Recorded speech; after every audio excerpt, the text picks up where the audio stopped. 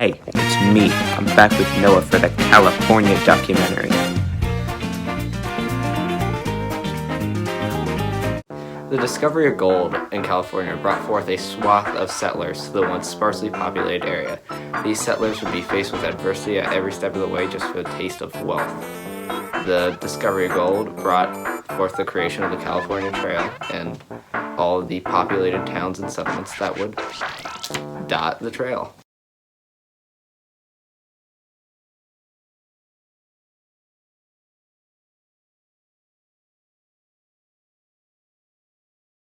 The settlers would start in the birthplace of the most western expedition, Independence, Missouri. From this junction, they would trek through the plains of Kansas, the void of Nebraska, ever-expensive flatland of Wyoming, the land of Mormon traditions, Utah, the potatoes of Idaho, the vice of Nevada, and finally the golden land of California. These brave Americans fought through many challenges to go expand out west. However, their motives were far greater than any challenge they could have encountered. Firstly, to uproot all their livelihood and everything they've ever known, they'd have to have some pretty convincing reasons to go. The cheap, fertile land was such a strong pull for many American families that they uprooted their whole families, children, grandparents, everyone. No one was safe from the western pole. However, there are many other motives. Some just wanted to spread their religion and their culture to those who already lived out west. And those missionaries would be mostly successful in their goal.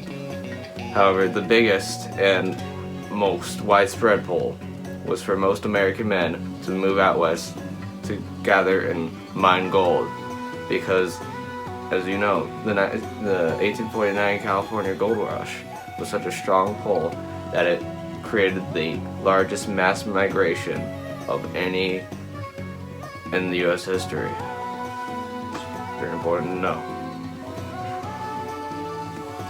However, all this cultivated into America's dream of manifesting their destiny to spread sea to shining sea, because they believed that was their God-given right. Amen. Well, there were a lot of bad things that could happen to you on these trails, as you know if you played Oregon Trail.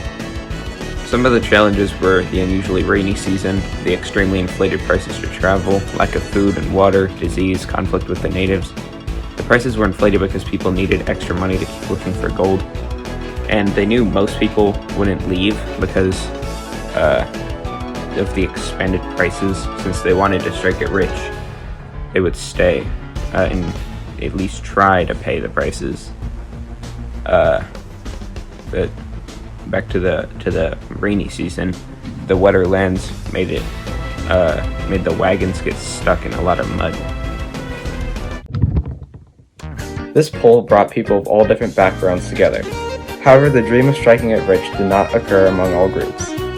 Mainly African Americans and Chinese immigrants who migrated to California to strike it rich were immediately at a disadvantage, because they weren't able to vote or testify in court. This does not take into account the racism they faced that was not put into laws. As demand for transportation grew, the idea and the eventual creation of the Transcontinental Railroad began. Chinese immigrants were targeted to fill these jobs. They faced even more discrimination in their work, as white Americans who performed the same task made 30 to 50% higher wages than their Chinese counterparts. On top of the docked pay, Chinese immigrants were forced to buy their own equipment and food, whereas white Americans had this taken care of. The immigrants also faced harsher work assignments because they often had to perform the more dangerous jobs like explosives and tunneling.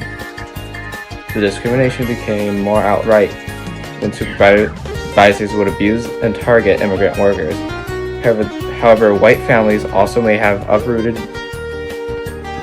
their family homes and belongings. Many of these families were likely to die or become sick because of their young age or over-cockiness.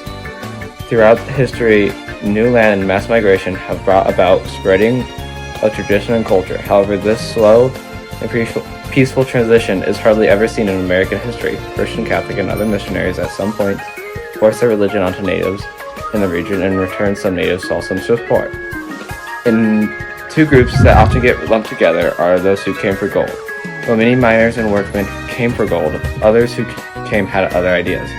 Many people set up shops and sold much needed goods to those miners, which brought them great fortune. Most of the time, they were more successful than the miners they supplied.